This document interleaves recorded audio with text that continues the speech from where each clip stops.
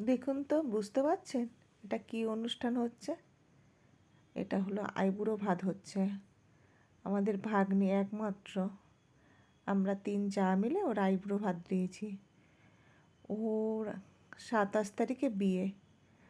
তা আমাদের একটু দেরিও হয়ে গেছে আইবুড়ো ভাত দিতে, কেন আমার বড় যার ঘরের ছাদ ঢালাই ছিল, তাই জন্য একটু দেরি হলো। কেন 3 যা মিলে দেবো তো, আমি আমার মতো দেবো, ও আলাদা দেবে। আর ওর পক্ষে অত দূর থেকে আসা সম্ভব না, ওর বাড়িতে সল্লেকে। তা যাই হোক, আজকে দিনটাই আমরা ভালো পেয়েছি, তাই জন্যই করলাম। তা নিজেরাই 3 যাই মিলেই রান্নাবান্না করেছি, কারুকে দিয়ে করাইনি বা কারুকে ডাকিও নি। এবার ওকে দিয়েছি, কেমন হয়েছে একটু সবাই জানাবেন।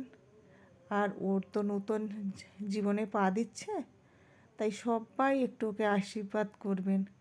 ও যেন সুস্থ থাকে, ভালো থাকে এবং সুন্দর করে ওর জীবনটা কাটাতে পারে।